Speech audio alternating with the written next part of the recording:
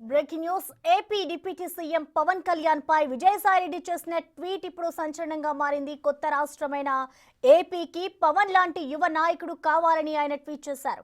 తక్కువ టైంలో పవన్ జాతీయ స్థాయిలో గుర్తింపు తెచ్చుకున్నారని పొగడ్తల వర్షం కురిపించారు. పవన్ అత్యంత సమర్థవంతమైన పాలకుడని ఆకాశానికి ఎత్తేశారు విజయసాయిరెడ్డి.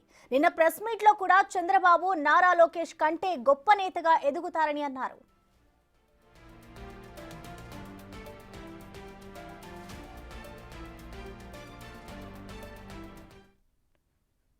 ఒక రకంగా చెప్పాలనంటే వాళ్ళ ముగ్గురులో చంద్రబాబు నాయుడు, నారా లోకేష్, పవన్ కళ్యాణ్ ముగ్గురులో బహుశా ఆ ముగ్గురులో పవన్ కళ్యాణ్ బెటర్ లీడర్ అవుతాడేమోనని నా ఉద్దేశం.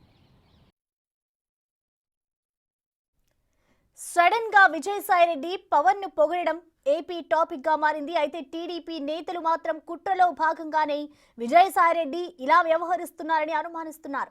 చంద్రబాబు పవన్ మధ్య గ్యాప్ పెంచేందుకే ఆయన ఇలా మాట్లాడుతున్నారని అన్నారు. ఎన్నికల ముందు వరకు దత్తపుత్రుడు అంటూ విమర్శలు చేసిన విజయసాయిరెడ్డి కుట్రలో భాగంగానే పవన్ ను ఇప్పుడు పాజిటివ్ గా టార్గెట్ చేస్తారని ఆరోపిస్తున్నారు.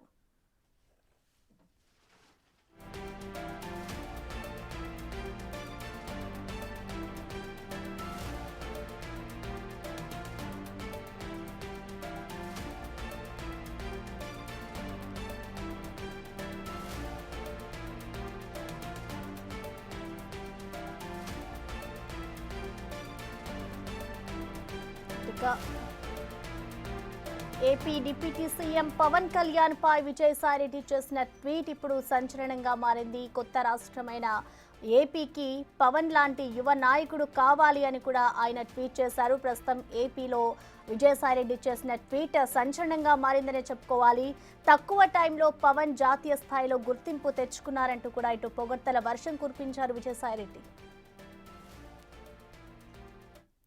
దీనికి సంబంధించిన కంప్లీట్ అప్డేట్స్ ని మా ఎగ్జిక్యూటివ్ ఎడిటర్ అశోక్ అందిస్తారు లైవ్ ద్వారా. అశోక్ చెప్పండి, ప్రజెంట్ అయితే విజయసాయిరెడ్డి చేసిన ట్వీట్ ఇప్పుడు ఏపీలో సంచలనంగా మారుతుంది. సడన్ గా ఇటు పవన్ కళ్యాణ్ ని పొగుడుతూ ఆయన ఒక ట్వీట్ చేశారు. మొత్తంగా ఆయన చేసిన ట్వీట్ ని మనం ఎలా అర్థం చేసుకోవాలంటారు అశోక్? కాంగ్రెస్ పార్టీకి చెప్పి ఈ ట్వీట్ చేశారా, జగన్మోహన్ రెడ్డికి చెప్పే నిన్న పవన్ కళ్యాణ్ పొగుడుతూ ఆ కామెంట్ చేశారా అనేది ఎవరికి కూడా అర్థం కాకుండా ఉంది. ఎందుకంటే వైఎస్ఆర్ కాంగ్రెస్ పార్టీ పవన్ కళ్యాణ్ని మొదటి నుంచి కూడా వ్యతిరేకిస్తూ వస్తుంది. గత 5 ఏళ్ళు జగన్ సీఎంగా ఉన్న 5 ఏళ్ల పాటు పవన్ కళ్యాణ్ని అనేక రకాలుగా విమర్శిస్తూనే ఉన్నారు. అందులో విజయసాయిరెడ్డి విమర్శించారు, జనసేన పార్టీ గురించి విమర్శించారు, జనసేన పార్టీకి అసలు గుర్తింపే లేదన్నారు, పవన్ కళ్యాణ్ని దత్తపుత్రుడితో పోల్చారు, పవన్ కళ్యాణ్ పెళ్లిళ్ల పైన 3 పెళ్లిళ్ళు చేసుకున్నాడు, కార్లని మార్చినట్టు పెళ్లాళ్ళని మారుస్తాడు అంటూ స్వయంగా జగన్మోహన్ రెడ్డి పబ్లిక్ మీటింగ్లో కూడా కామెంట్ చేసిన సందర్భాలు ఉన్నాయి. అంటే గత 5 ఏళ్లలో పవన్ కళ్యాణ్ ఏ స్థాయిలో టార్గెట్ చేశారు అనేది క్లియర్ కట్గా అందరికీ కూడా అర్థమవుతూ ఉంది. అంతేకాకుండా గతంలో విజయసాయిరెడ్డి కావచ్చు, జగన్మోహన్ రెడ్డి కావచ్చు, ఆ పార్టీ ముఖ్యమైన నేతలంతా కూడా పవన్ కళ్యాణ్ గురించి అత్యంత దారుణమైన వ్యాఖ్యలు చేశారు. అంటే అంబటి రాంబాబు కావచ్చు, ఇంకా ఇతర ముఖ్యమైన నేతలు కావచ్చు, వీళ్ళందరూ చేసిన కామెంట్స్ 2 చోట్ల పోటీ చేసి 2 చోట్ల కూడా ఓడిపోయిన వ్యక్తి, రాజకీయాలకు పనికిరాని వ్యక్తి, దత్తపుత్రుడు అంటూ పదే పదే పవన్ కళ్యాణ్ గురించి మాట్లాడిన వైఎస్ఆర్ కాంగ్రెస్ పార్టీ, ఆ పార్టీలో నంబర్ 2 స్థానంలో ఉన్న విజయసాయిరెడ్డి నిన్నటి నుంచి అదే పవన్ కళ్యాణ్ని పొగడ్తలతో ముంచెత్తడం వెనక కారణం ఏంటి అనేది ఎవరికి కూడా అర్థం కాకుండా ఉంది. ఇందాక నేను చెప్పినట్టుగా ఇది జగన్మోహన్ రెడ్డికి తెలిసి జగన్మోహన్ రెడ్డితో డిస్కస్ చేసిన తర్వాత వ్యూహంలో భాగంగా, పొలిటికల్ స్ట్రాటజీలో భాగంగా విజయసాయిరెడ్డి కామెంట్ చేస్తూ ఉన్నారా అంటే కూటమిలో చిచ్చు పెట్టే ప్రయత్నం కూడా ఇక్కడ స్పష్టంగా కనపడుతున్నట్టుగా అనిపిస్తుంది. ఎందుకంటే టీడీపీ నేతలు ఇదే మాట అంటూ ఉన్నారు.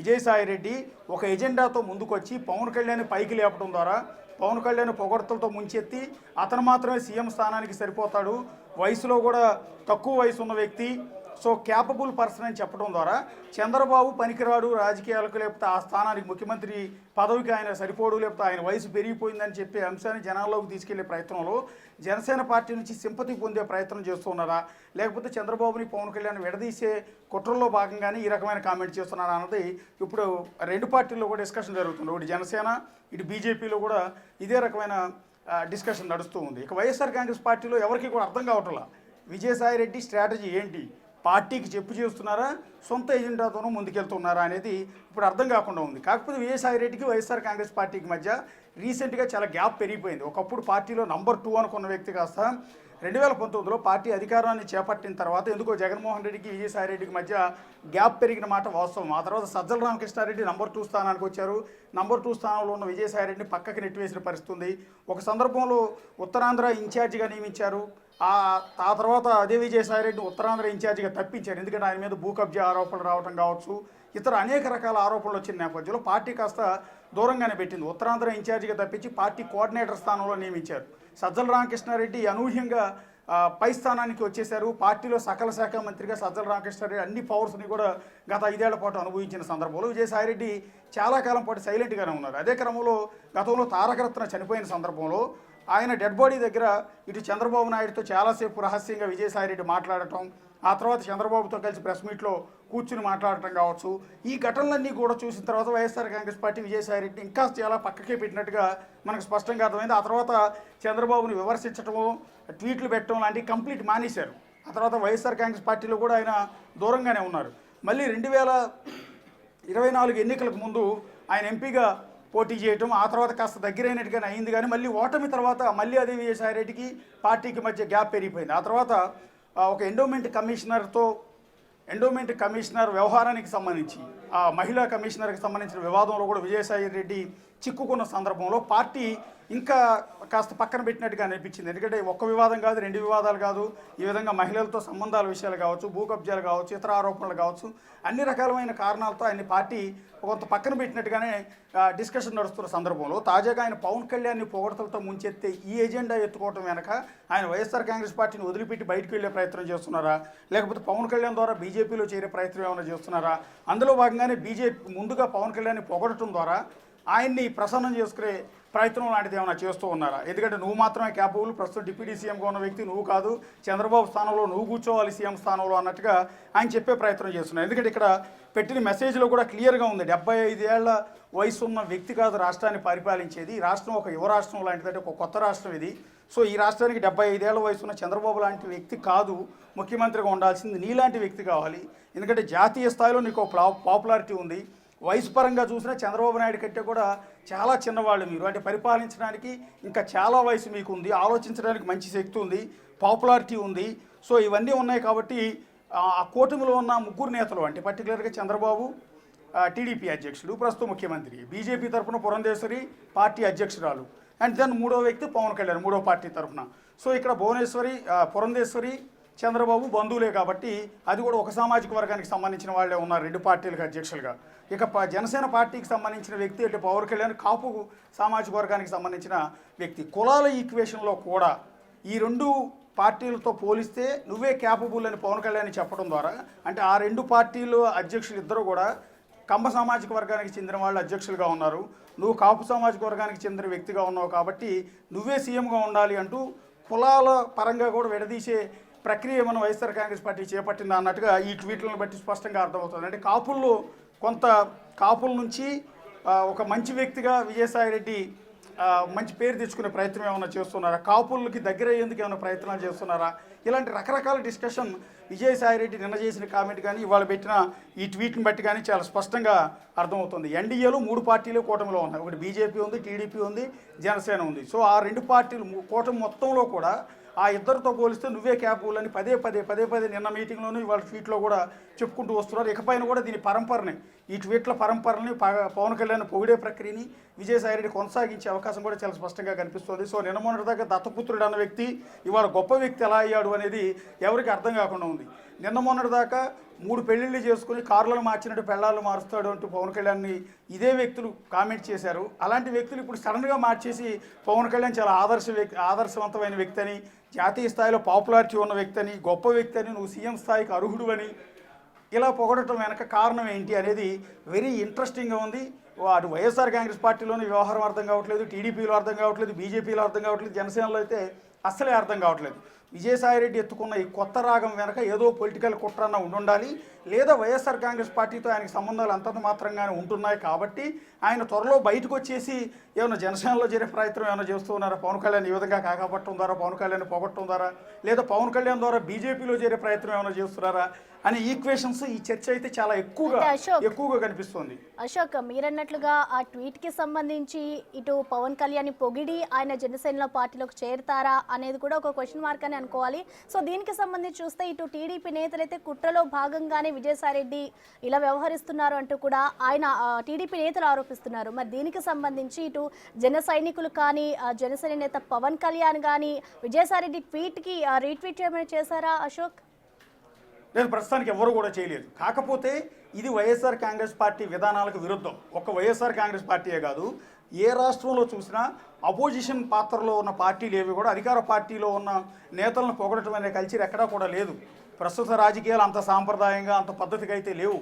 ప్రతిపక్షం అంటే అధికార పార్టీని ఎండగట్టడం, అధికార పార్టీని తిట్టడం, అధికార పార్టీని తప్పుపట్టడం, అధికార పార్టీ నేతలపైన ఆరోపణలు చేయడం, ఇంతవరకే పరిమితం అవుతున్నారు ఏ రాష్ట్రంలో చూసినా కూడా. అందువల్ల అధికార పార్టీలో ఉన్న కూటమిలో ఉన్న ఒక పార్టీకి సంబంధించిన ఒక పార్టీ అధ్యక్షుడిని నువ్వు సమర్థవంతమైన వ్యక్తివి, నువ్వు గొప్ప వ్యక్తివి, నువ్వు ఆదర్శవంతమైన వ్యక్తివి, నువ్వు సీఎం స్థాయికి సూటబుల్ అయ్యే వ్యక్తివి అని పొగడటం అనేది బహుశా దేశ చరిత్రలో ఏ రాష్ట్రంలో కూడా జరగదు ఇప్పుడున్న పాలిటిక్స్లో.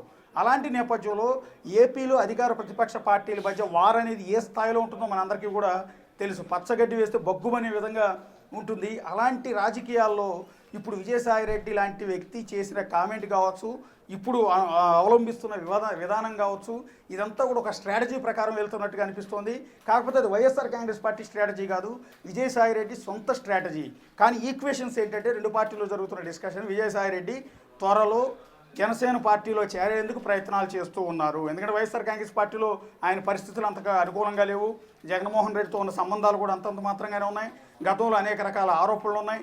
ఈ నేపథ్యంలో అవసరమైతే జనసేన పార్టీలో చేరేందుకు విజయసాయిరెడ్డి ప్రయత్నం చేస్తూ ఉన్నారు. అందులో భాగంగానే పవన్ కళ్యాణ్ని 1-4 సార్లు పొగడటం ద్వారా గతంలో తాను తిట్టిన తిట్లు, చేసిన విమర్శలు ఇవన్నీ కూడా పక్కకి వెళ్ళిపోతాయి. జనసేన పార్టీ కార్యకర్తలు వీటన్నిటిని కూడా మర్చిపోతారు, పవన్ కళ్యాణ్ కూడా మర్చిపోతారు. అందులోనూ పవన్ కళ్యాణ్ అంటున్నది ఏంటి, నువ్వు డిప్యూటీ సీఎం స్థాయి కాదు, నీది సీఎం స్థాయి అన్నట్టుగా, చంద్రబాబు స్థానంలో నువ్వు కూర్చోవాలన్నట్టుగా ఆయన్ని ఎక్కువ హైప్ చేసి మరీ చేయటం ద్వారా ఆయనలో కొత్త ఆశలు పుట్టించడం కావచ్చు, తద్వారా విజయసాయిరెడ్డి మీద ఉన్న కోపం కావచ్చు, విజయసాయిరెడ్డి గతంలో చేసిన విమర్శలన్నీ మర్చిపోయేలా చేయడం ద్వారా పవన్ కళ్యాణ్ ప్రసన్నం చేసుకునేందుకు, జనసేన పార్టీలో చేరేందుకు ఈ రకమైన ప్రయత్నాలు చేస్తున్నట్టుగా కొంత అయితే చర్చ జరుగుతుంది. కాదు, పవన్ కళ్యాణ్ బీజేపీకి అత్యంత దగ్గర మనిషి కాబట్టి అటు మోడీకి దగ్గర అయ్యేందుకు, అమిత్ షాకి దగ్గర అయ్యేందుకు పవన్ కళ్యాణ్ ఏమైనా పావుగా వాడుకునే ప్రయత్నం ఏమైనా చేస్తున్నారు విజయసాయిరెడ్డి అన్న డిస్కషన్ కూడా మరొక వైపు నడుస్తుంది. ఎందుకు బీజేపీతో చేరడానికి పవన్ కళ్యాణ్ ఎందుకు అంటే, ప్రస్తుత పరిస్థితుల్లో బీజేపీ అగ్రనేతలు ఎవరు కూడా వైఎస్ఆర్ కాంగ్రెస్ పార్టీ నేతలతో టచ్లో లేరు. ఎందుకంటే 2019-2024 మధ్యలో బీజేపీ అధిష్టానం